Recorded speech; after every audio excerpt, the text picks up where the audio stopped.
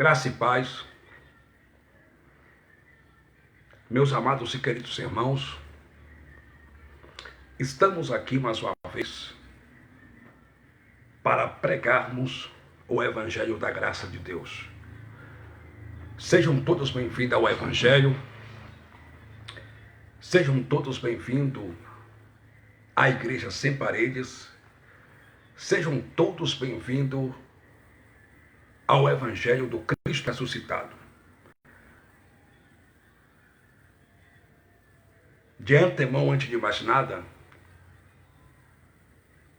eu quero mandar aí um alô para todos meus inscritos no YouTube e também eu quero mandar aí um alô para todos os irmãos do Facebook e a graça e a paz também. Meus amados irmãos, melhor noite para todos.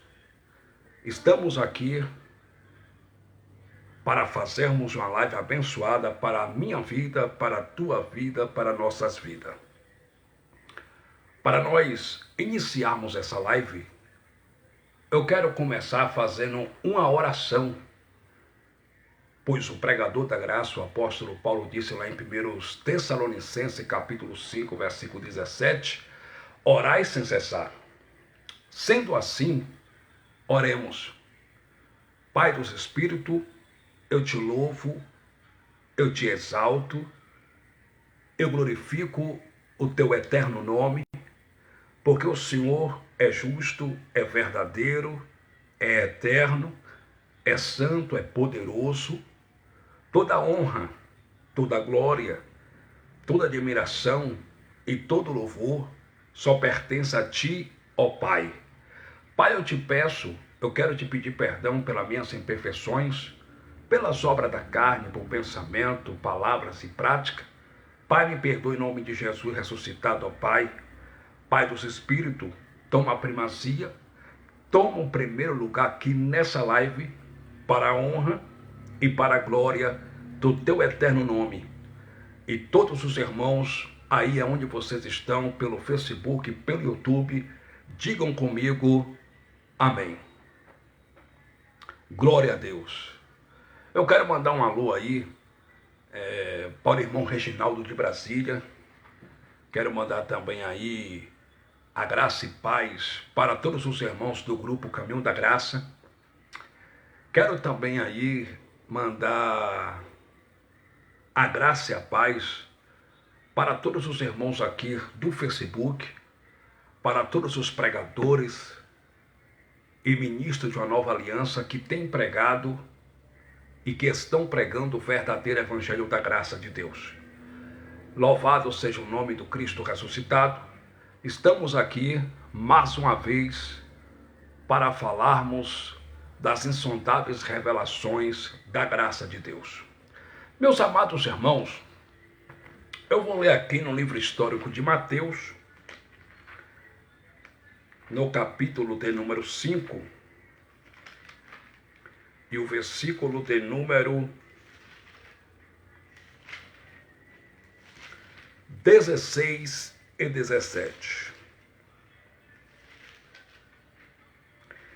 Livro histórico de Mateus, capítulo 5, versículo 16 e 17. Diz assim: assim resplandeça a vossa luz diante dos homens, para que vejam vossas boas obras e glorifiquem o vosso Pai que está no céu. Versículo 17. Não cuideis que vim destruir a lei, os profetas, não vim abrogar, mas cumprir. Segundo a pedagogia diz que tudo que a gente ler por mais de uma vez, ou por inúmeras vezes, fica mais fácil para gravarmos, memorizarmos e guardarmos nas tábuas dos nossos corações. Sendo assim, eu vou ler mais uma vez o versículo 17, que diz assim: não cuideis que vim destruir a lei, os profetas, não vim abrogar, mas cumprir.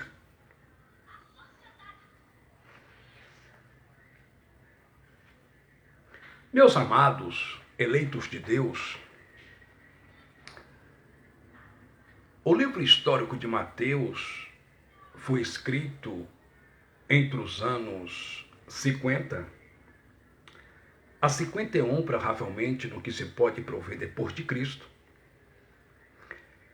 E Mateus, agora, ele pegou o pergaminho, que era oriundo de pele de cabra ou pele de carneiro, e ele começou a escrever acerca da vida de Jesus de Nazaré. E Mateus relata, ele faz uma narrativa, ele conta a história, e ele conta a história de Jesus de Nazaré. E no livro histórico de Mateus, no capítulo 5, versículo 17, Jesus de Nazaré, certa feita, pregando, ele disse assim: não cuideis que vim destruir a lei ou os profetas, não vim abrogar, mas cumprir. Alguns religiosos, quando você diz para ele que Jesus de Nazaré aboliu a lei de Moisés, eles, para defender que Jesus não aboliu a lei de Moisés, eles usam esse capítulo e esse versículo 17 do livro histórico de Mateus. Aí eles dizem: não, Jesus não removeu a lei de Moisés. Ele disse que não veio para abrogar. Ele disse que veio para cumprir a lei de Moisés. Bem verdade, Jesus de Nazaré, ele veio para cumprir as 613 ordenanças da lei de Moisés, a qual nenhum judeu de origem judaica conseguia cumprir, conseguia ser fiel às ordenanças da lei de Moisés. Por isso que Jesus de Nazaré, como judeu de origem judaica, o rabi da Galileia, porque ele era conhecido como o rabi da Galileia, o mestre da Galileia. Por isso que Jesus de Nazaré disse no livro histórico de Mateus, capítulo 5, versículo 17, não cuideis que vim destruir a lei ou os profetas. Não vim destruir, abrogar, mas cumprir.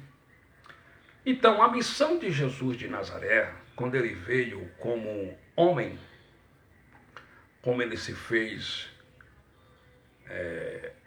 homem, ele tomou a forma de homem e ele veio como homem. A missão de Jesus de Nazaré, ele veio para cumprir a lei de Moisés e para salvar os judeus de origem judaica, que era o seu povo, das 613 ordenanças da lei de Moisés. Por isso que ele disse: não cuideis que eu vim para destruir a lei ou os profetas.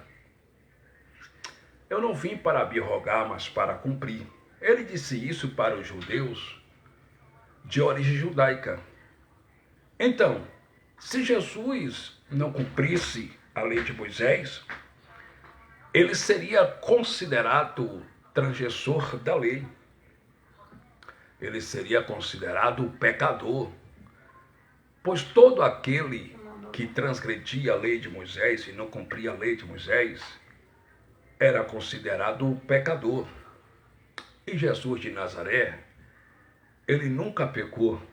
Tanto é que a Bíblia diz: eis o israelita, eis o judeu, em que não há dolo, em que não há dolo, em que não há pecado, em que não há engano. E Paulo disse que ele em tudo foi tentado, porém sem pecado. Jesus de Nazaré, como homem, como judeu de origem judaica, em tudo ele foi tentado, porém sem pecado. Ele nunca pecou. Ele é santo. Mas ele olhou para os judeus de origem judaica e disse: não cuideis que eu vim para destruir a lei e os profetas. Eu não vim para abrogar. e sim para cumprir. Porque essa foi a missão de Jesus de Nazaré. Ele veio à terra para cumprir as 613 ordenanças da lei de Moisés. E por que Jesus disse que ele não veio para destruir a lei de Moisés ou os profetas?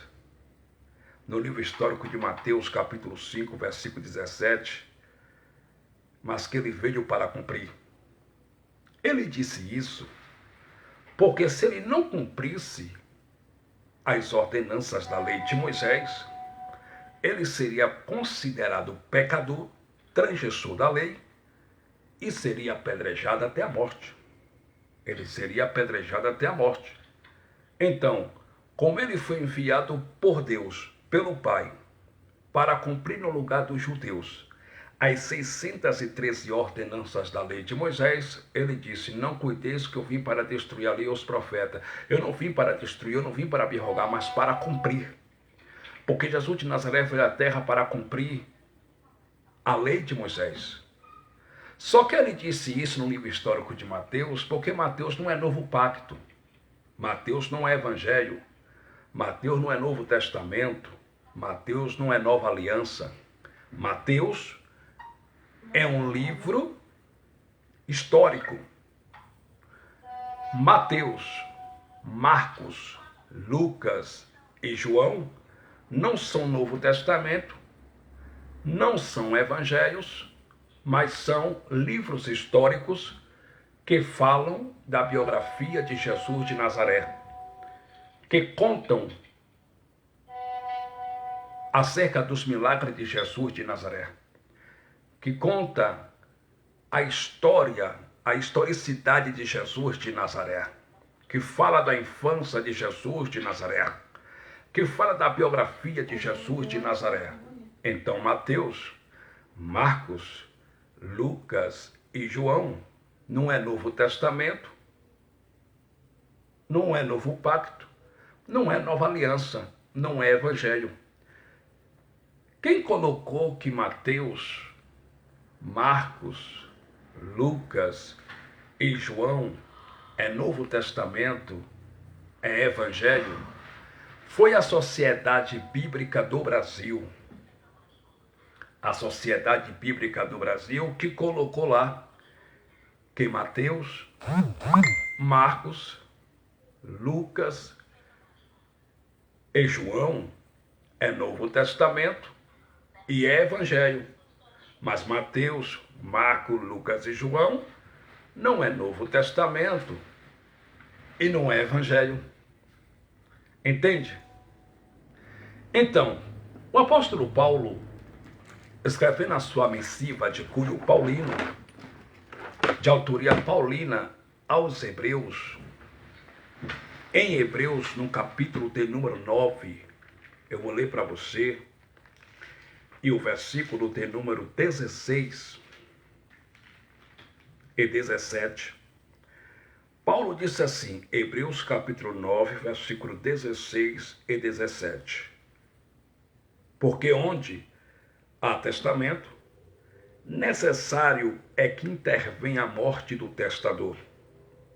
17, porque um testamento tem força onde houve morte, ou terá ele algum valor enquanto o testador vive? Então, um testamento só tem força, só tem validade, só passa a valer, só passa a ter força, só tem validade com a morte do testador. Ou seja, quando o testador morre.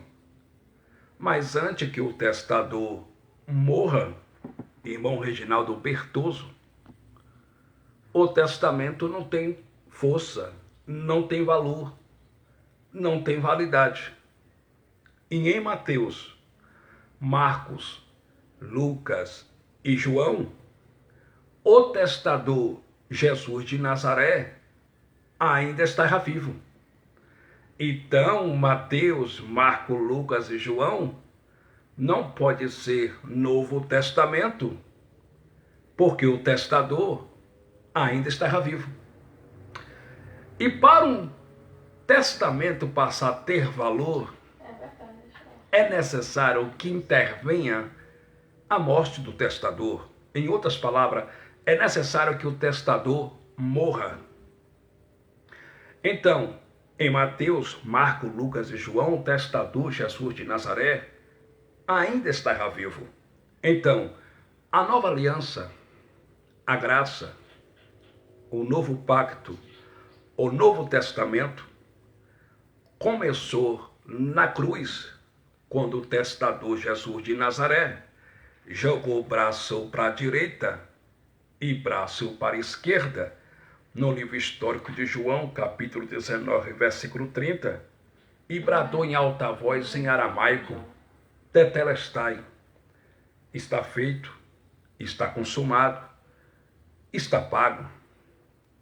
Então, com a morte do testador Jesus de Nazaré na cruz do Calvário, começou o Novo Testamento, começou a graça. A graça começou na cruz do Calvário, não a revelação da graça. A revelação da graça só foi dada para o apóstolo Paulo mais tarde, lá no paraíso, no terceiro céu. Mas a graça, o novo pacto, a nova aliança foi sancionada na cruz. Só que Jesus de Nazaré, ele removeu, ele aboliu na cruz a lei de Moisés no sentido espiritual, pois no sentido físico, a lei de Moisés ainda estava em vigor, pois Pedro e João ainda iam no templo, e o templo de Jerusalém ainda estava de pé. Então, os sacerdotes oriundos da tribo de Levi e da ordem de Arão ainda estavam oferecendo sacrifício de animais dentro do templo. O povo ainda, os judeus de origem judaica, ainda estavam dizimando, levando o dízimo alimento para o templo de Jerusalém. E os sacerdotes oriundos da tribo de Levi ainda estavam recolhendo o dízimo alimento. Então, a graça foi sancionada na cruz, mas foi firmada, e a graça foi abolida, removida no sentido físico, com a queda do templo em Jerusalém, no ano 70 depois de Cristo. Porque uma vez que o templo caiu, os sacerdotes foram destituídos dos seus cargos. Acabou o sacerdócio levítico. Uma vez que acabou o sacerdócio levítico, acabou também os dízimos. Uma vez que acabou os dízimos, acabou também o sacrifício de animais. Então, com a queda do templo de Jerusalém em 70 depois de Cristo, a lei de Moisés, ela foi abolida de uma vez por toda, no sentido físico. E Jesus de Nazaré, como homem, como judeu de origem judaica, irmão Júnior, vascaíno, ele participou de sacrifício de animais. Jesus de Nazaré, como judeu de origem judaica, ele guardou o sábado, ele cumpriu nele mesmo todas as 613 ordenanças da lei de Moisés. Porque ele veio para isso, para cumprir na carne dele, nele mesmo, as 613 ordenanças da lei de Moisés. Mas depois que ele cumpriu nele mesmo as 613 ordenanças da lei de Moisés, disse o apóstolo Paulo pregando à igreja que se reunia na progressiva cidade de Éfeso, ao nome do Cristo o ressuscitado, aquele que morreu e ao terceiro dia ressuscitou, que Cristo na sua carne, isto é, com a sua morte na cruz, ele desfez a inimizade. Que inimizade? A inimizade entre judeus e gentios, pois os judeus não falavam com os gentios. Havia uma barreira de separação entre os judeus e os gentios. E Paulo disse que Cristo, com sua morte na cruz, ele removeu, ele desfez a barreira de separação entre judeus e gentios e reconciliou ambos, tanto judeus como gentios, com Deus, e fez desses dois povos um só povo, fazendo a paz com Deus. Aí Paulo continuou dizendo: isto é a lei dos mandamentos, que consistia em ordenanças. Que lei dos mandamentos que Paulo estava falando que consistia em ordenança? A lei de Moisés. Porque a lei de Moisés tinha 613 ordenanças. Ordenança não do espírito, ordenanças da carne. Porque também tinha obruções, purificações por meio da água. Dízimo era uma das ordenanças da lei de Moisés. Guardar o sábado, pagar o preço, circuncisão, sacrifício de animais, jejuns, submonte, apresentação de criança. Tudo isso era ordenanças da lei de Moisés, a qual Cristo, com a sua morte na cruz do Calvário, ele aboliu, ele removeu para a glória de Deus Pai. Então, Cristo removeu a lei que consistia em ordenança. E aquilo que Cristo removeu, que Cristo aboliu, a lei de Moisés, que consistia em ordenança, como guardar o sábado, dar o dízimo e etc., os intitulados pastores do Brasil trouxeram de volta para o povo e jogaram nas costas dos gentios para escravizar os filhos de Deus e colocar os filhos de Deus debaixo de uma escravidão, debaixo de uma servidão, debaixo de ordenança. Mas o Evangelho diz que Cristo removeu, aboliu a lei dos mandamentos que consistia em ordenanças. Quando você apresenta essas verdades do Evangelho para um intitulado pastor, eles não aceitam. Muitos deles dizem: mas Jesus deixou duas ordenanças para a igreja. Primeira ordenança que ele deixou para a igreja foi o santo batismo nas águas. E segunda ordenança que ele deixou para a igreja foi a Santa Ceia, que de santa não tem nada. Mas a Bíblia diz que ele não deixou ordenança. Pelo contrário, o Evangelho diz que ele tirou, que ele removeu, que ele acabou com as ordenanças. Colossenses capítulo 2, versículo 14, Paulo pregando depois que voltou do paraíso do terceiro céu, a igreja de Cristo ouvia das pessoas que se reunia na cidade de Colossos ao nome do Cristo ressuscitado. Paulo disse no capítulo 2, versículo 14, porque a cédula que era contra nós e que de alguma maneira nos era contrária nas suas ordenanças, Cristo riscou. Riscou ou não riscou? O Evangelho diz que riscou. Tirando-a do meio de nós. Não, ele deixou do meio de nós as ordenanças? Ou Paulo, cheio do Espírito Santo, disse que ele tirou do meio de nós? Paulo disse, tirando-a do meio de nós, gravando-a na cruz.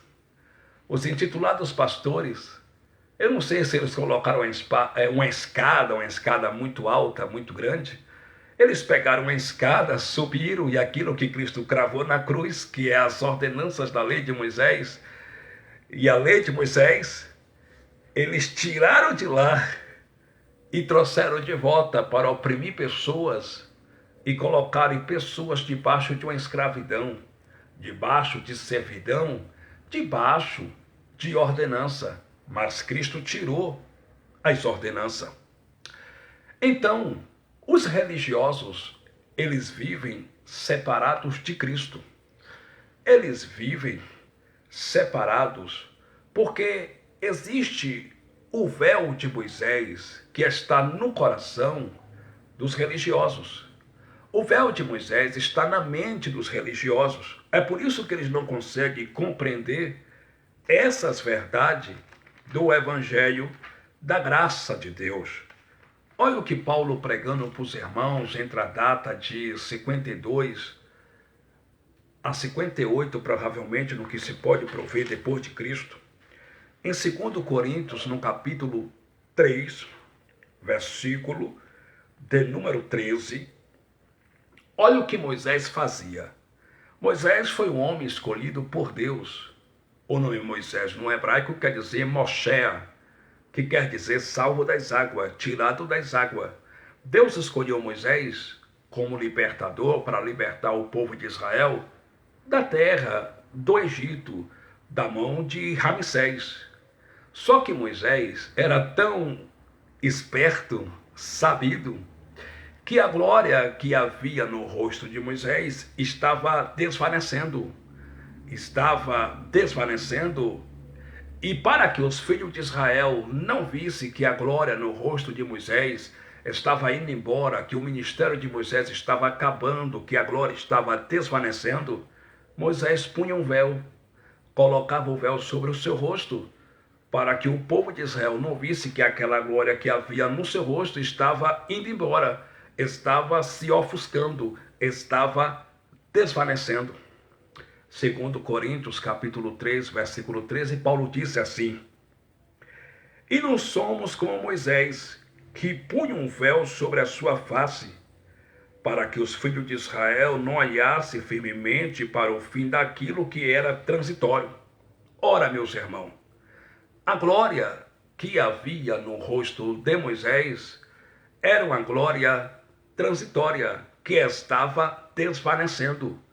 Moisés, para que os filhos de Israel, o povo de Israel, não visse, irmão Fred Rodrigues, que a glória que havia no seu rosto estava se ofuscando, estava indo embora, estava desvanecendo, ele punha o véu. Ele colocava o véu para que o povo de Israel não visse que o ministério dele estava acabando. E é isso que os líderes religiosos colocaram sobre o povo, sobre os filhos de Deus. Eles colocaram o véu de Moisés. Eles impedem que o povo veja aquilo que é real, aquilo que é verdadeiro, porque eles colocaram o véu da religião. O véu de Moisés está sobre o coração e a mente dos religiosos que frequentam os templos religiosos. Moisés colocava o véu para que o povo de Israel não visse que o ministério dele estava findando, estava acabando, e que agora não era mais o ministério de Moisés, porque o ministério de Moisés estava ficando para trás, estava indo embora. Agora era o ministério de Jesus de Nazaré. Por quê? Porque o ministério de Moisés, o ministério da lei que foi dado para Moisés, era um ministério de morte e condenação. E uma vez que era o ministério de morte e condenação, não trazia vida, não comunicava vida. Pois na lei de Moisés, quando alguém cometia adultério, era apedrejado até a morte. Na lei de Moisés, quando uma mulher era apanhada no ato de adultério, era morta apedrejada. Era olho por olho e dente por dente. Quando um judeu de origem judaica quebrantava uma das ordenanças da lei de Moisés, eles eram mortos apedrejados. Hebreus capítulo 10, a saber, o versículo de número 28 e diante, Paulo disse: quebrantando alguém a lei de Moisés, morre sem misericórdia, por boca de 2 ou 3 testemunhas. Então, quando alguém quebrantava uma das ordenanças da lei de Moisés, aquela pessoa morria sem misericórdia, por boca de 2 ou 3 testemunhas. Então o ministério de Moisés ficou para trás, foi embora. E existia um véu, e aquele véu separava a humanidade de Deus. Havia um véu sobre o povo judeu e sobre a humanidade, e aquele véu separava o povo de Deus. Só que nesse texto, Moisés colocava o véu para que os filhos de Israel, o povo de Israel, não visse que seu ministério estava findando, estava indo embora, que a glória no seu rosto estava desvanecendo. E aí o que acontecia? Ele colocava o véu para que os filhos de Israel, quando olhasse para ele, não visse que o brilho já não era o mesmo, que a glória estava se ofuscando, que a glória estava desvanecendo. Aí no versículo 14 de 2 Coríntios, capítulo 3, Paulo disse assim: mas os seus sentidos foram endurecidos, porque até hoje o mesmo véu está por levantar na lição do Velho Testamento, o qual foi por Cristo abolido. Então, as pessoas que estão dentro dos templos religiosos estão separados de Deus pelo véu. Estão separados de Deus por praticarem as ordenanças da lei de Moisés, por praticarem aquilo que Cristo não mandou praticar. As pessoas estão separadas de Deus por se justificarem pelas obras judaizantes, pelas obras da lei de Moisés. E uma vez que essas pessoas praticam isso, elas estão levantando o véu de novo. Foi isso que Paulo disse. Mas o seu sentido foi endurecido, porque até hoje o mesmo véu está por levantar na lição do Velho Testamento. Que lição do Velho Testamento? A lei de Moisés, o qual foi por Cristo abolido. Então, lá no templo de Jerusalém, existia 3 lugares. Primeiro lugar, o lugar santo. Segundo lugar, o lugar santíssimo. E o terceiro lugar, o lugar santo dos santos. No lugar santo e no lugar santíssimo, os sacerdotes oriundos da tribo de Levi e também da linhagem da ordem de Arão, eles poderiam entrar diariamente e oferecer os mesmos sacrifícios que não tirava, que não removia o pecado, transgressão da lei do povo de Israel, mas que cobria o pecado. Eles faziam expiações, e a palavra expiação no hebraico recebe o nome de keporim, que vem do verbo karpa, que quer dizer cobrir, tapar, cobrir. Então, os sacrifícios de animais, as expiações que os sacerdotes da tribo de Levi ofereciam sobre altar dentro do templo de Jerusalém, no lugar santo, no lugar santíssimo, não tirava o pecado, não removia o pecado ou transgressão da lei do povo judeu, do povo de Israel, mas cobria o pecado e o povo continuava debaixo da ira de Deus. Não tirava o pecado. Só que existia também um lugar por nome Santo dos Santos. E nesse lugar, irmão Reginaldo Pertoso, por nome Santo dos Santos, só o sumo sacerdote, uma vez por ano, que poderia entrar para fazer expiação, oferecer sacrifício pelos seus próprios pecados e pelos pecados do povo de Israel, não sem sangue. Ele tinha que entrar com o animal na mão, com cordeiro na mão, ou bode, ou bezerro a bezerra, e tinha que oferecer sacrifício, irmã Vilma Moreira, pelos seus próprios pecados e pelos pecados do povo de Israel. E nesse lugar, eleitos, existia um véu muito pesado que fazia separação entre Deus e a humanidade. Existia um véu que fazia separação entre Deus e a humanidade. E Cristo, com a sua morte na cruz do Calvário, quando ele disse tetelestai, está consumado, a Bíblia diz que o véu se rasgou de alto a baixo. Uma vez que o véu se rasgou de alto a baixo, ele nos deu livre acesso para nós irmos direto à presença do Pai e falarmos com o Pai sem precisar de intermediário e de intermediador, porque ele que foi intermediador que mediou as vidas na cruz do Calvário com a sua morte. Então, você não precisa de um intermediador, de intermediário entre você e o Pai. Você não precisa de um intitulado bispo, de uma intitulada pastora, de um intitulado pastor ou um profeta para falar com Deus, pois através do sacrifício de Cristo na cruz do Calvário, o véu se rasgou de alto a baixo e ele nos deu livre acesso para orarmos, para falarmos com o Pai a qualquer hora, qualquer dia, a qualquer momento, convictos, certos que o Pai nos ouve e, segundo a sua vontade, ele atende às nossas petições. Olha o que Paulo disse aos Hebreus, no capítulo de número 10 e o versículo de número 19. Hebreus, capítulo de número 10, versículo de número 19. Hebreus, capítulo 10, versículo 19. Paulo disse assim: tendo, pois, irmãos, ousadia para entrar no santuário pelo sangue de Jesus, 20, pelo novo e vivo caminho que ele nos consagrou pelo véu, isto é, pela sua carne. Então Cristo, com a sua morte na cruz, ele consagrou o mais novo e vivo caminho pelo véu, isto é, pela sua morte na cruz do Calvário.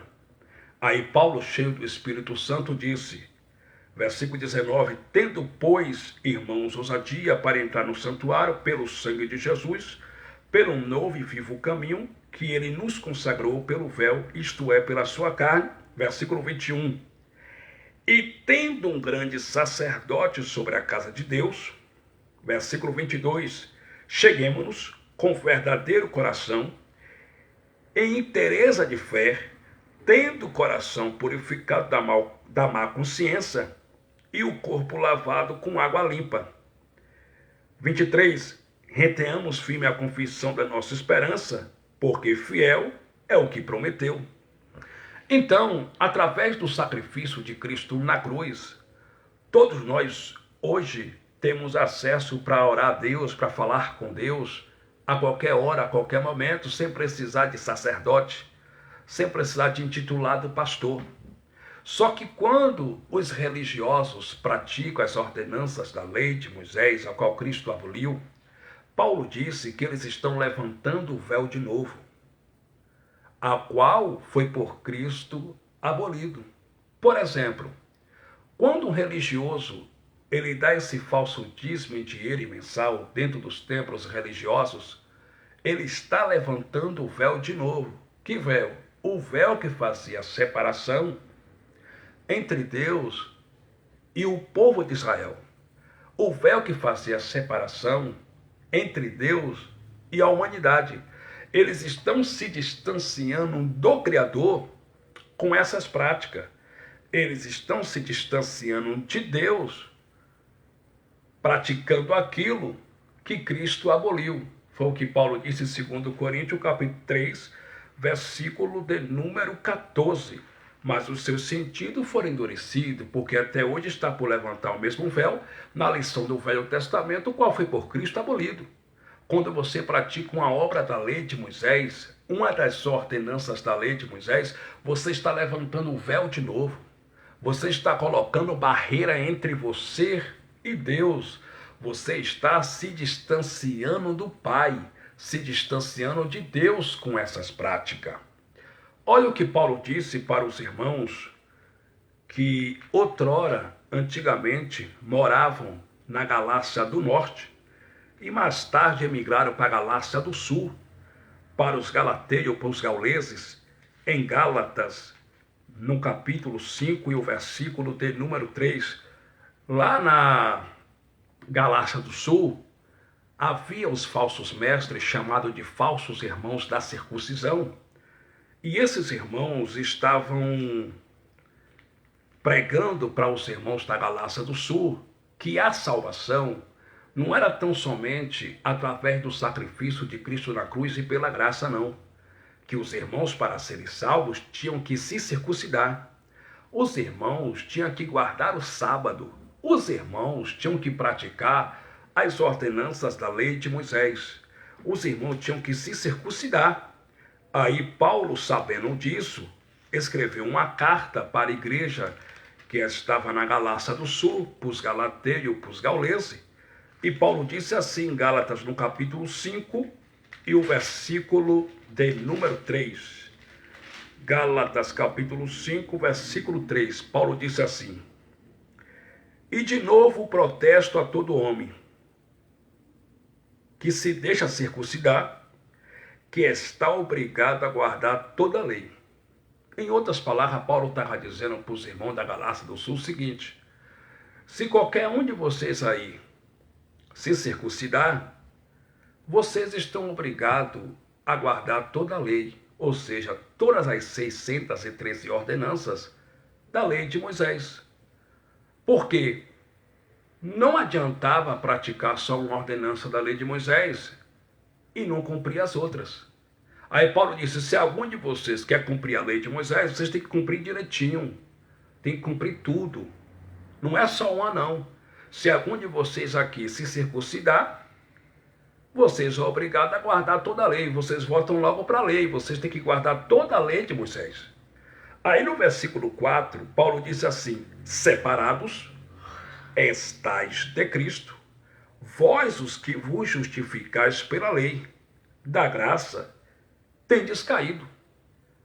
Então, Paulo disse, usado pelo Espírito Santo, que aqueles que praticam as ordenanças da lei de Moisés estão separados de Cristo. E da graça tendes caído. A expressão de Paulo, da graça tendes caído, não quer dizer que aquela pessoa está caída, não. Da graça tendes caído quer dizer que a pessoa não desfruta dos benefícios da cruz. A pessoa não reina em perfeita vitória. A pessoa se perde na religião. A pessoa não vive. A pessoa não desfruta dos feitos da cruz, dos benefícios que a morte de Cristo na cruz trouxe para nós. A pessoa não vive em perfeita vitória. Separada estás de Cristo e da graça tendes caído. É assim que os religiosos estão dentro dessas gaiolas chamadas de igrejas evangélicas. Estão separados de Cristo. Estão caídos da graça. Não desfrutam dos benefícios da cruz.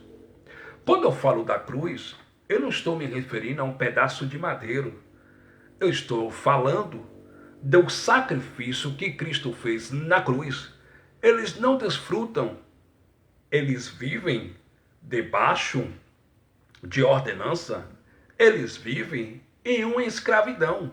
E Cristo não me chamou, não te chamou, não nos chamou para a escravidão. Ele nos chamou e nos libertou e nos chamou foi para a liberdade. Paulo disse em Gálatas, no capítulo 5, assim: estais, pois, firmes na liberdade com que Cristo nos libertou. Então, Cristo nos libertou, foi para a liberdade. Estais, pois, firmes na liberdade com que Cristo nos libertou, e não torneis a meter-vos debaixo do jugo da servidão. Paulo disse aqui para os irmãos da Galácia do Sul que Cristo libertou eles na mente, no entendimento da lei de Moisés. Foi para a liberdade que Cristo nos libertou.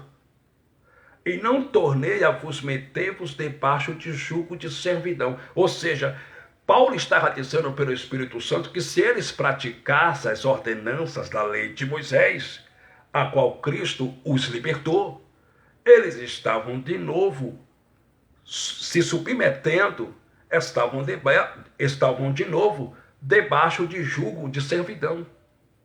estavam de novo vivendo uma escravidão. Estavam de novo debaixo de um jugo de escravidão, de um jugo de servidão. Então os religiosos estão debaixo de um jugo de servidão. Cristo nos libertou para a liberdade e nos chamou para a liberdade. O nosso chamado em graça é para a liberdade. Só que os religiosos não vivem na liberdade com que Cristo os libertou. Eles vivem debaixo de jugo de servidão. Por quê? Porque os intitulados pastores proíbem dentro dos seus templos aquilo que Jesus nunca proibiu. E eles pregam dentro dos seus templos aquilo que Jesus não mandou eles pregarem. Eles proíbem. E proibindo isso, e mandando as pessoas praticar aquilo que Cristo aboliu, as pessoas estão debaixo de um jugo de servidão. Os intitulados pastores olham para os irmãos e dizem: vocês não podem ir para a praia, porque lá na praia tem muitas pessoas descrentes. Vocês vão pecar, né? E as obras da carne eles chamam de pecado. Vocês vão pecar. Vocês não podem se cuidar. Vocês não podem escovar o cabelo, dar uma progressiva no cabelo, usar um brilho. Vocês não podem fazer isso. Vocês não podem fazer aquilo. As pessoas estão dentro dos templos religiosos, debaixo de uma escravidão da religião, debaixo de um jugo de servidão, não servindo ao Espírito, não guiados pelo Espírito, mas guiado por um homem que se intitula pastor. Não pode fazer isso, não pode fazer aquilo. As pessoas estão debaixo de um jugo de servidão. E fazendo isso, as pessoas estão separadas de Deus, porque elas estão praticando aquilo que Cristo aboliu. E uma vez que elas praticam e estão praticando aquilo que Cristo aboliu, elas estão indo contra o sacrifício de Jesus Cristo na cruz. Os intitulados pastores pregando a lei de Moisés para o povo e mandando o povo praticar as ordenanças da lei de Moisés, eles estão indo contra o sacrifício de Cristo na cruz e estão chamando Jesus Cristo de mentiroso. Porque eles pregando a lei para o povo, eles estão dizendo que Jesus não removeu, não aboliu na cruz a lei de Moisés. Eles pregando a lei para o povo, eles estão dizendo que Jesus falhou na cruz. Eles estão dizendo que o sacrifício de Cristo na cruz foi imperfeito, não foi perfeito, e que Cristo falhou na cruz. Eles estão dizendo que o véu não se rasgou totalmente com a morte de Cristo na cruz do Calvário, e para o véu terminar de ser rasgado, eles têm que praticar as ordenanças da lei de Moisés, como dar o dízimo, guardar o sábado, fazer jejuns, subir monte, sacrifícios e etc. Então, as pessoas não estão desfrutando do que Cristo conquistou para elas com a sua morte na cruz dentro dos templos religiosos. As pessoas estão debaixo de um encantamento. As pessoas estão debaixo de maldição. Foi o que Paulo disse em Gálatas, no capítulo 3, versículo 10. Os que são das obras da lei estão debaixo de maldição, pois escrito está: maldito todo aquele que não permanecer em todas as coisas escritas no livro da lei para fazê-las. Ora, a lei de Moisés tinha 613 ordenanças, e o dízimo era uma das ordenanças da lei de Moisés. Se um religioso dá o dízimo e não cumpre o restante das 612 ordenanças da lei de Moisés, Paulo disse que eles estão separados de Cristo, caídos da graça e debaixo de maldição. É ou não é? É. Enquanto os intitulados pastores prometem bênção em nome de Deus, para quem dá esse falso dízimo em dinheiro mensal, Paulo, depois que voltou no terceiro céu, disse: vocês estão debaixo de maldição.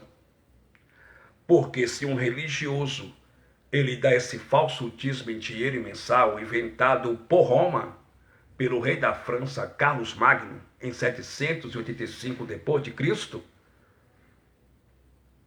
e não cumpre o restante das 612 ordenanças da lei de Moisés, eles estão debaixo de maldição. Então, enquanto os intitulados pastores dizem: traga o seu dízimo para Deus, porque você vai ser empresário, porque você vai ter o carro do seu sonho, porque Deus vai repreender o devorador, o tal devorador que eles chamam dentro dos seus templos religiosos. Deus vai abrir a janela do céu e vai derramar chuva de bênção sobre vocês. Vocês vão prosperar, vocês vão ter a casa própria de vocês, vocês vão ser abençoados. Paulo disse no Evangelho, quando voltou do terceiro céu, que esses religiosos estão debaixo de maldição. Estão ou não estão? O Evangelho diz que estão. Então, eleitos de Deus, eu quero que você entenda, dentro especialmente da religião evangélica, não há verdade. O que eles pregam lá dentro é um engano. O que eles pregam lá dentro é o que Jesus não mandou eles pregarem. O que eles pregam lá dentro é um engodo, é um engano. E eles pregam engano e eles colocam os filhos de Deus debaixo de maldição e distanciam os filhos de Deus para bem longe de Deus, mandando praticar as ordenanças da lei de Moisés. Porque o dízimo era uma das ordenanças da lei de Moisés. E o dízimo na lei de Moisés nunca foi dinheiro. O dízimo na lei de Moisés era alimento. Quando você apresenta essas verdades para um religioso, eles não aceitam. Eles dizem: porque é Satanás usando tua boca, é o Murra falando na tua boca, é o Exu Miranda, é o Tranca-Rua. Eles não aceitam e não suportam essas palavras da verdade. Então, muitos religiosos que estão dentro desses cativeiros espirituais chamados de Igreja Irmã Vilma Moreira não conhecem o Evangelho da Graça. Estão lá atrás de carro novo. Estão lá 90%, 99% dos religiosos que frequentam templo religioso não estão lá por amor a Cristo, por amor a Jesus Cristo. Estão lá com medo de irem para o inferno. Estão lá com medo do inferno. Estão lá dando um dízimo, tentando barganhar com Deus, porque Deus não barganha com ninguém. Dando um dízimo com medo das ameaças, com medo desse tal devorador, que é um inseto que come frutos da terra, e os intitulados pastores transformaram em demônio para tocar o terror no povo. E eles dizem que não dá o dízimo, está debaixo de maldição, que não dá o dízimo, o devorador vai na tua casa, vai queimar teu som, tua geladeira, teus filhos vão adoecer, tua filha não vai sair das drogas, da prostituição, você vai de mal a pior. Então as pessoas estão dentro desses cativeiros espirituais chamados erradamente de igreja, com medo das ameaças dos seus líderes. Porque a base da religião não é fé, é medo. Então as pessoas estão dentro dos templos religiosos com medo das ameaças. E muitos irmãos nossos evangélicos que estão lá dentro, infelizmente, não têm conhecimento de Bíblia. Eles não conhecem nem o que é lei e nem o que é graça. O que eles conhecem é dízimo. Mas eles só conhecem o que o dito pastor pregam para eles todos os cultos, para arrancar esse falso dízimo em dinheiro mensal. Malaquias capítulo 3, versículo 10. Mas eles não se preocupam em ler o livro todo de Malaquias para ver com quem o livro estava falando, para ver com quem Deus estava falando no livro, para eles serem libertos desse sistema religioso. Então, eles, por terem preguiça, por serem preguiçosos, eles têm preguiça de ler a Bíblia. Muitos religiosos não sabem um capítulo e um versículo da Bíblia. São preguiçosos. Eles comem aquilo que os seus intitulados pastores dão para eles comerem. Então, eles morrem como paia dentro da religião. Eles vivem enganados.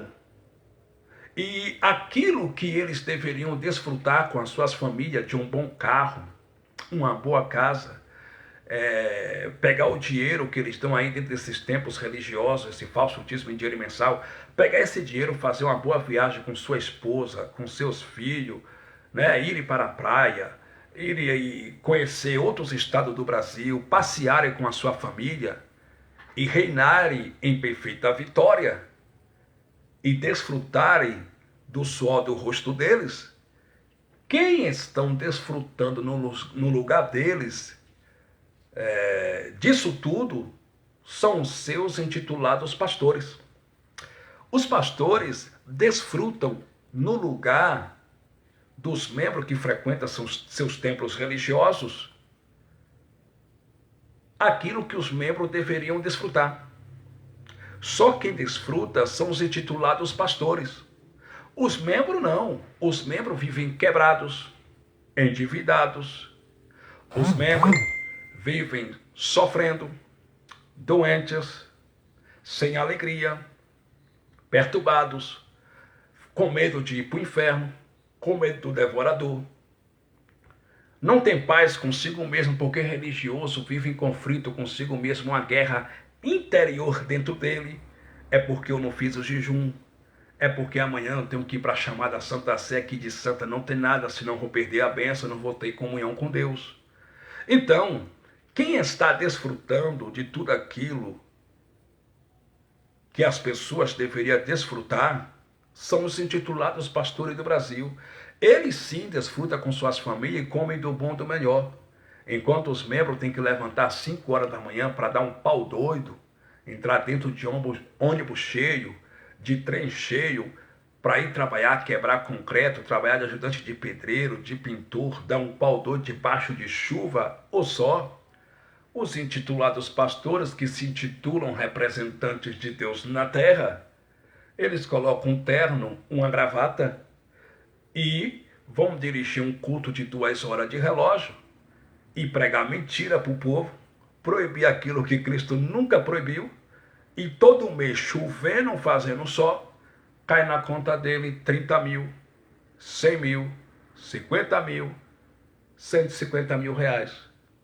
É ou não é? É. E os membros vivem sofrendo, cabisbaixo, quebrados, envergonhados, endividados. E eles desfrutando daquilo que os filhos de Deus deveriam desfrutar. Mas chega de engano. A graça de Deus chegou para acabar com esse império religioso. A graça de Deus chegou para dar um basta nessa religiosidade e nesses cativeiros espirituais. A graça de Deus chegou para dizer que só a graça nos basta e tudo é por graça, que não precisa rituais, que não precisa pagar o preço, que não precisa dar dízimo, que só a graça de Deus nos basta. E queira os intitulados pastores ou não, essa palavra está correndo. E muitas pessoas estão sendo libertas do sistema religioso e estão abandonando os templos religiosos. E esses intitulados pastores vão ter que caçar serviço, vão ter que arrumar um trabalho e trabalhar se quiser comer. Porque a graça de Deus chegou para esvaziar esses currais e para dizer que só a graça nos basta. Eu louvo a Deus porque hoje diversos irmãos espalhados pelo Brasil inteiro, do leste ao oeste, do sul ao nordeste, estão pregando esse evangelho poderoso da graça de Deus. E esse evangelho está alcançando diversas pessoas e as pessoas estão acordando, estão despertando e estão abandonando esses currais essas empresas religiosas que os pastores mercenários chamam erradamente de igreja. Porque a igreja não é um espaço físico. A igreja são vidas. A igreja são pessoas. A palavra igreja no grego recebe o nome de eclésia, que vem de eclesiologia, que significa os chamados de dentro da religião para fora. A igreja não é um espaço físico, um templo de pedra, pois os religiosos mataram Estevão, porque Estevão, cheio do Espírito Santo, ele disse em Atos capítulo 7, versículo 47 e 48, quem levantou o templo de pedra foi Salomão. Mas Deus nunca habitou em templo de pedra, ele sempre habitou em tendas e em cabana. No versículo 48, Estevão disse, mas o Altíssimo, ele não habita em templos feitos por mãos de homem. Como diz o profeta, o céu é o meu trono, e a terra que os religiosos dizem que vai ser destruída é o estrado dos meus pés. Que casa me edificareis? Ou qual é o lugar da minha habitação? Em Atos dos Apóstolos, capítulo 17, versículo 24, Paulo disse, o Deus que fez os céus e a terra, sendo o Senhor do céu e da terra, ele não habita em templo feito por mãos humanas, nem tampouco pode ser servido, versículo 25, por mão de homem nenhum, como que precisasse ou necessitasse de alguma coisa, porque é ele que dá vida e respiração a todas as coisas. Meu amado, minha amada, Deus não habita dentro desses templos religiosos. Deus não está dentro dessas grandes catedrais. Deus não está dentro do templo chamado Templo de Salomão. Deus não está dentro dos templos religiosos, seja ela Assembleia, Batista ou Quadrangular. Deus está na vida de vocês. Deus mora no espírito de vocês. Deus está em nossas vidas. Jesus de Nazaré, conversando com a mulher lá de Samaria, a samaritana, no livro histórico de João, capítulo 4, versículo 19, Jesus de Nazaré olhou para ela e disse assim, mulher, chama teu marido e vem cá. Ela disse, mas eu não tenho marido. Jesus de Nazaré disse, disseste bem, pois tiveste 5 maridos, que tu tem agora não é teu. Ela olhou para Jesus de Nazaré e disse, Senhor, vejo que é profeta. Mas ela era religiosa, estava debaixo de uma tradição religiosa, que ela recebeu dos seus pais. Ela estava em adultério, era uma adúltera, porém era religiosa. Ela olhou para Jesus de Nazaré, no livro histórico de João, capítulo 4, versículo 20, e disse, Senhor, os nossos pais adoraram a Deus aqui nesse monte. Mas os judeus, eles dizem que o lugar de adorar o Pai é lá em Jerusalém, ou seja, é lá no templo de Jerusalém. Ali Jesus acabou com a religião dos homens. Jesus de Nazaré olhou para a mulher samaritana e disse no versículo 21 de João capítulo 4, ó mulher, creia-me que a hora vem, e já chegou, em que os verdadeiros adoradores adorarão a Deus, o Pai, não mais no monte, porque Deus não está no monte. E nem mais em Jerusalém, ou seja, e nem mais no templo de pedra de Jerusalém, porque Deus não está dentro desses templos de pedra. Mas os verdadeiros adoradores adorarão o Pai em espírito e em verdade. Porque Deus é espírito, e importa que aqueles que lhe adorem em espírito e em verdade. E adorar o Pai em espírito e verdade não tem nada a ver em frequentar um templo de pedra religiosa onde Deus não habita. Não tem nada a ver em cumprir rituais, cerimônias da religião. O verdadeiro cristão que adora o Pai em espírito e verdade, ele adora. É quando ele levanta quem está caído, semi-morto à beira do caminho, como um bom samaritano na parábola de Jesus em Lucas capítulo 10, versículo 46, que não tinha religião, era desprezado pelos judeus ortodoxos fanáticos da religião judaica. Não tinha religião, não era religioso, mas tinha Deus dentro dele, tinha amor próximo. Jesus, contando a parábola, diz que quando ele viu o homem caído, assaltado, largado, semi-morto à beira do caminho, ele não inusitou em fazer o bem. Colocou o homem sobre os ombros, colocou azeite sobre as suas feridas, levou para uma hospedaria e disse: toma conta dele. E tudo quanto ele ficar te devendo, na volta eu pago. Esse é o verdadeiro adorador, que adora o Pai em espírito e em verdade. O verdadeiro cristão adora o Pai em espírito e verdade. É quando ele reparte o pão com quem não tem.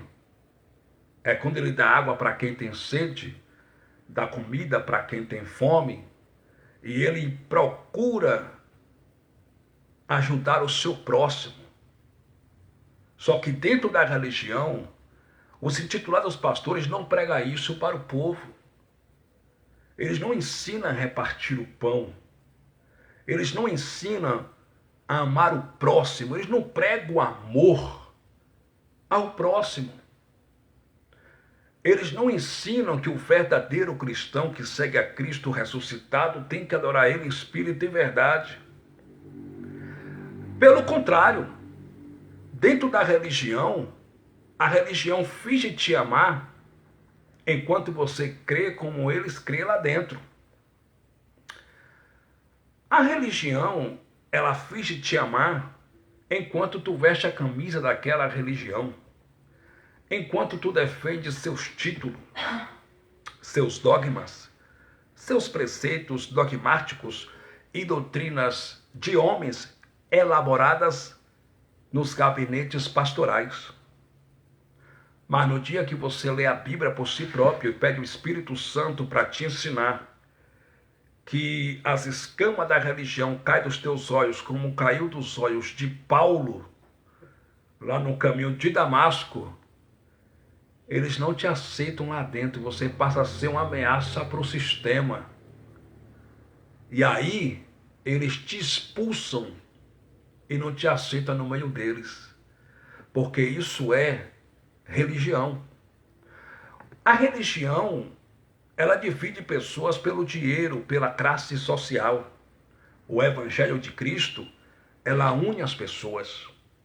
Então, meus amados e queridos irmãos, os intitulados pastores não têm nenhum interesse em pregar a verdade do Evangelho para os evangélicos. O interesse deles é só mesmo pregar heresia. É só mesmo vender heresia para o povo em troca do dinheiro.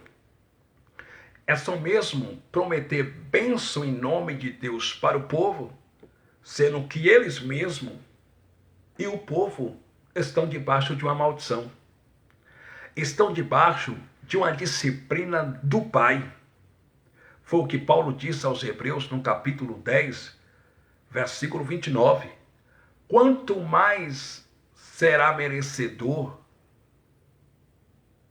de castigo aquele que profanar o sangue da aliança com que foi santificado e ultrajar o Espírito da graça, e aquele que pisar o Filho de Deus, que pisar no sacrifício do Filho de Deus.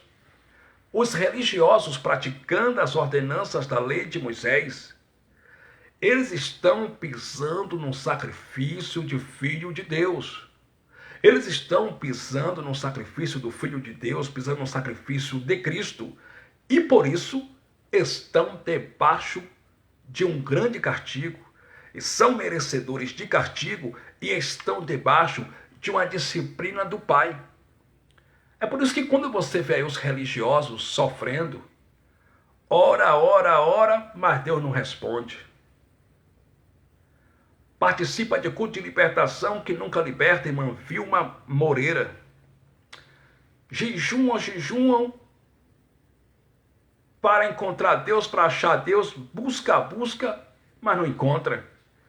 Por que Deus oprime os evangélicos? Por que os evangélicos sofrem tantos? Por que os evangélicos, eles sofrem tantos e também não têm paz consigo mesmo? Eles oram, mas nunca encontram Deus. Sabe por quê, meu amado?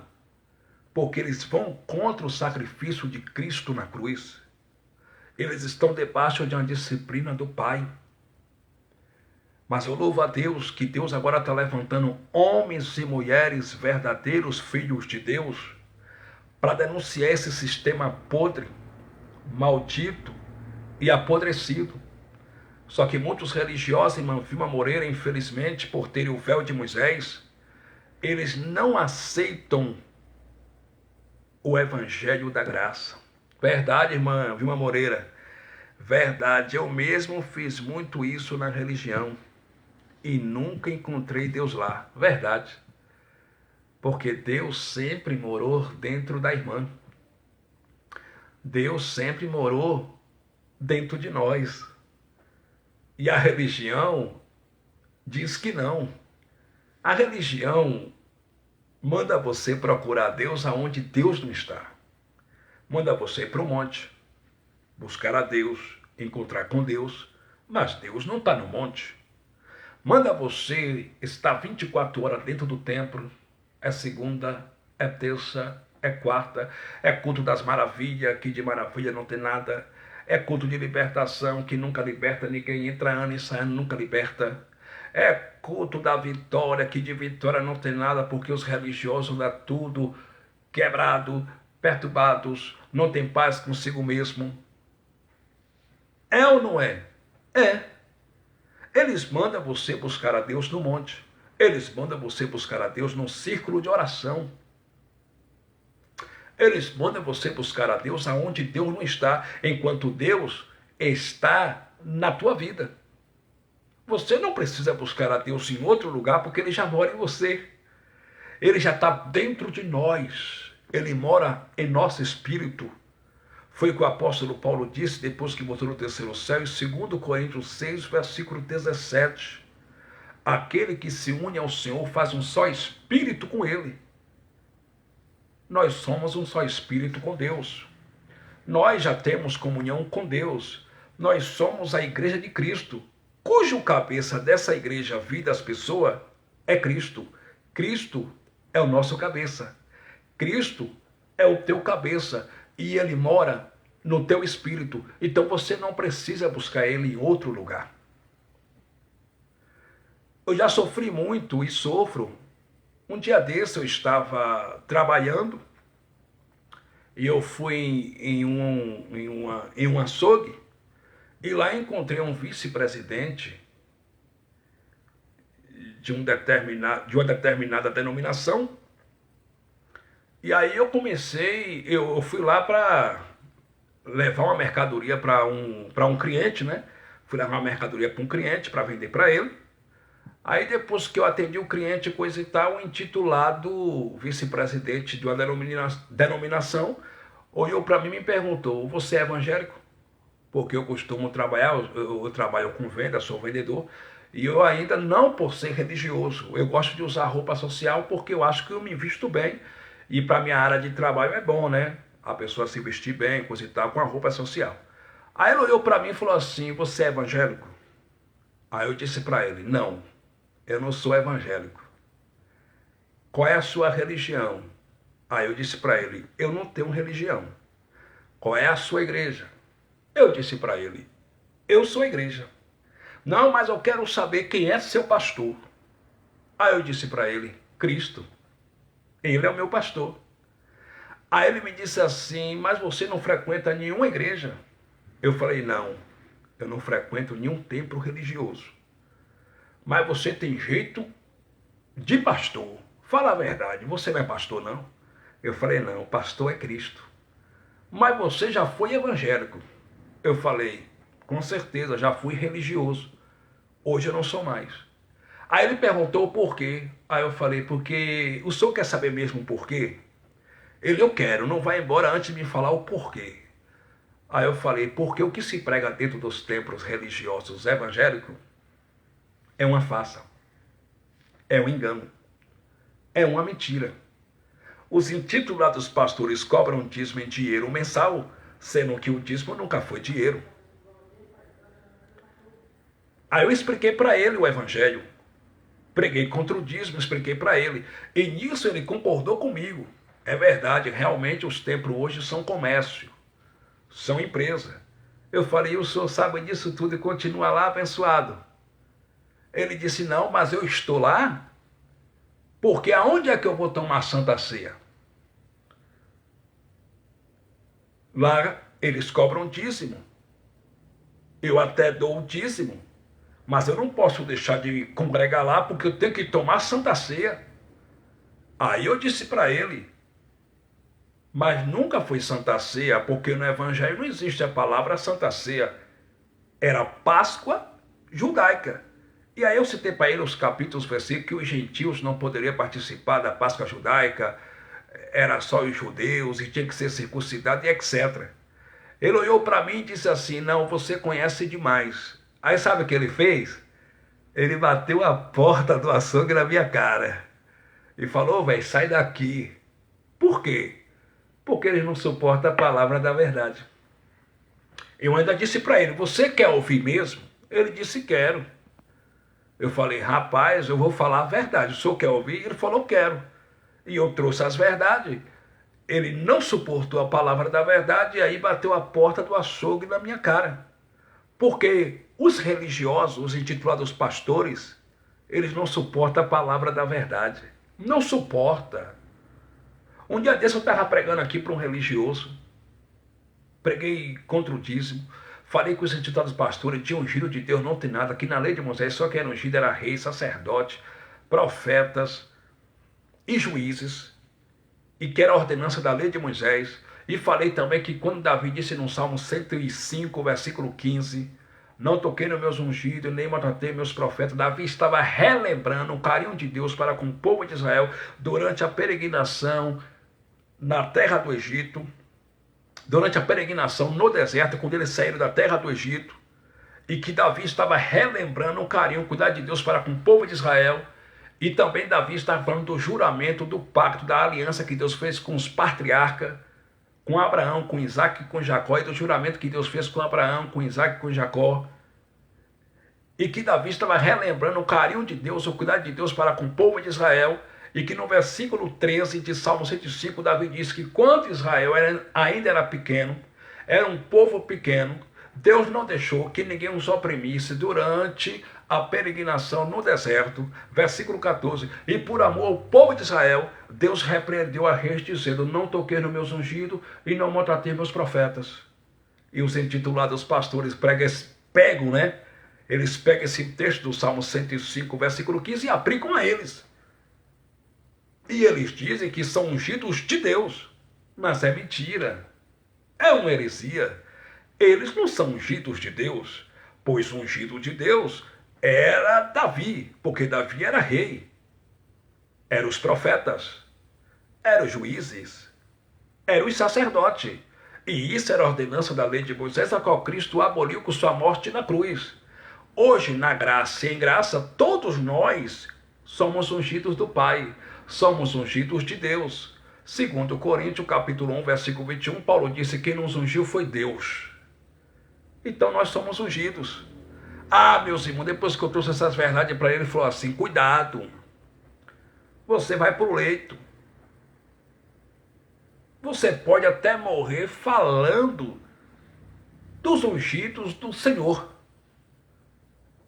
Você pode ir para o leito e você pode precisar da oração de um intitulado pastor que você está falando aí, para orar por você, para você ser curado. Cuidado! Você pode morrer falando dos homens de Deus. Eu falei, abençoado, para mim morrer, eu sei que eu vou morrer. Todos nós um dia vamos morrer. Só que tem um porém. Quando chegar o tempo de eu ir para o Pai, uma mordida de uma formiga pode me matar. Mas se não for o tempo de eu ir para o Pai, Um exército não vai me parar, abençoado. Um exército não vai me matar. Porque aquele que me colocou de pé para pregar essas verdades, ele não me derruba. E a verdade é essa, o teu intitulado pastor é canguloso, é mercenário, e pode falar para ele que foi Fabiano Santana que falou. Ele é ladrão. Ele é o quê? Ladrão. Ele não suporta, irmão, mas a palavra da verdade tem que ser pregada. Então, para a gente encerrar essa live, glórias a Deus, aleluia. Para nós encerrarmos essa live, eu quero dizer para os irmãos, não há verdade dentro do sistema religioso. O que eles pregam é o engano. Dízimo era uma das ordenanças da lei de Moisés. E eles cobram dízimo. E não tem pena de ninguém. E eles cobram o dízimo como dinheiro. Por quê? Porque o dízimo, na Bíblia, o dízimo é bíblico. Mas era bíblico para quem? Para os judeus de origem judaica. E o dízimo era alimento. O dízimo nunca foi dinheiro.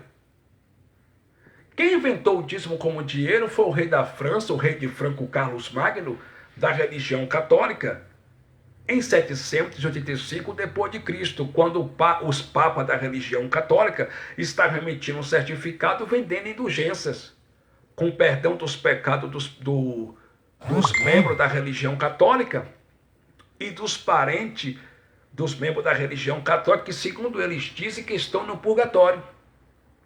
Aí na Idade Medieval, em 1710, Tetzel, que era vendedor de indulgência, ele saía pelas cercanias, pelos interiores da Alemanha, pregando e dizendo, assim que o dinheiro cair no cofre da religião católica, o perdão dos pecados de vocês estão perdoados e dos parentes de vocês que estão no purgatório.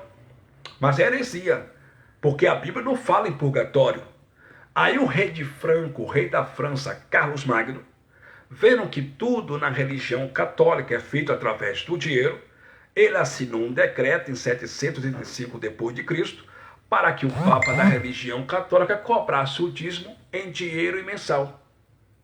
E aí, os intitulados pastores da religião evangélica viram que isso é bom, enche seus cofres, lhe dá uma vida boa, de conforto, passaram a cobrar o falso dízimo também em dinheiro e mensal.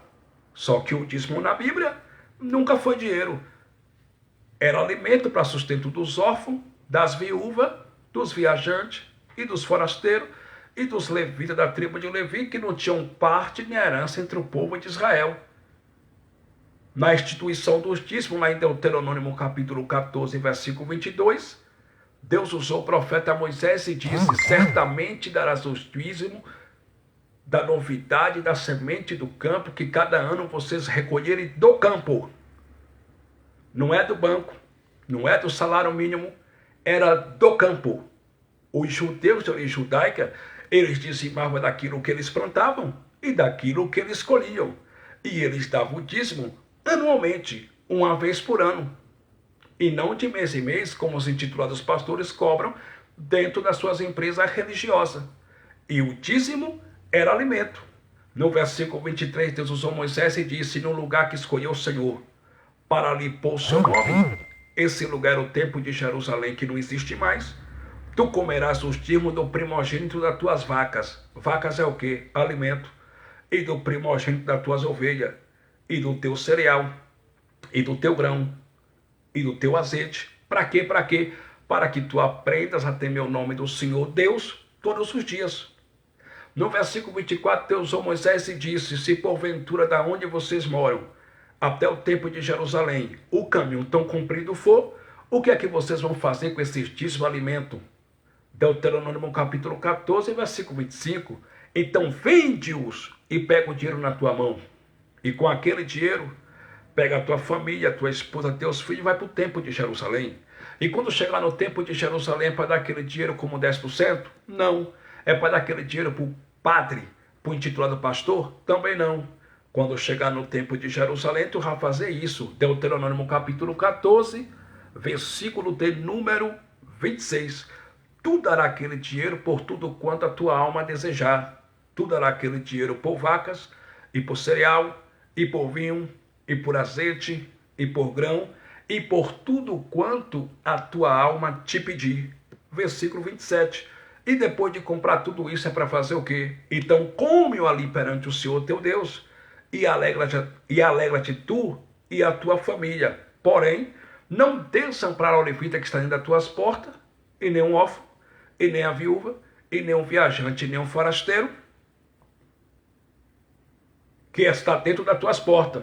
Deuteronômio capítulo 14, versículo 28. De 3 em 3 anos, tu vai recolher os dízimos alimentos nas tuas portas, então virá a ti o levita que está dentro das tuas portas, pois não tem parte nem herança contigo, e o órfão e a viúva, e o viajante e o forasteiro, para que eles comam, e o Senhor teu Deus te abençoe em todas as obras que tua mão fizere. Essa era a doutrina do dízimo. Levítico capítulo de número 27, versículo 30, Deus usou Moisés e disse: todos os dízimos da novidade da semente do campo pertencem ao Senhor. Todos os dízimos do fruto das árvores são santos ao Senhor. O livro que os intitulados pastores usam para tosquiar, para roubar o povo que frequenta as suas igrejas, as chamadas erradamente de igreja, é Malaquias. Só que para os irmãos entender um livro, você tem que ler o livro do começo até o fim. Com quem Malaquias estava falando? Em Malaquias capítulo 1 já começa dizendo assim: peso da palavra do Senhor pelo ministério do profeta Malaquias para Israel. Então o livro de Malaquias foi um peso da palavra do Senhor para Israel. A pergunta que não quer calar é: você é de Israel? Não. Você é judeu? Não. Você é israelita? Não. Então o livro de Malaquias não foi escrito para mim. O livro de Malaquias não foi escrito para você. O livro de Malaquias foi escrito para o povo de Israel.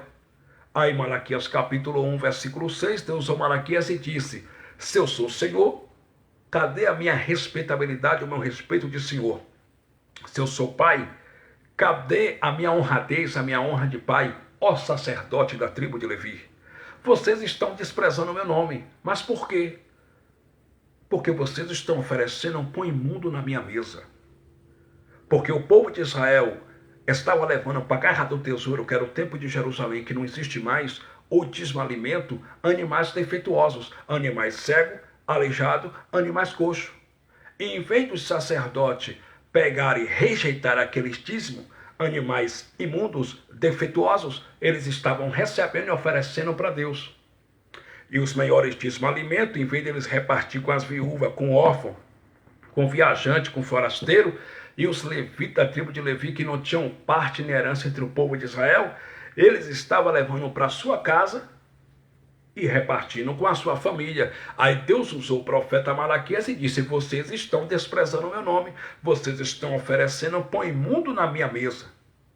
Aí no livro de Malaquias, capítulo 1, versículo 7, Deus usa Malaquias e diz: por isso, eu, Deus, não aceito esse dízimo de vocês, porque vocês estão oferecendo pão imundo na minha mesa.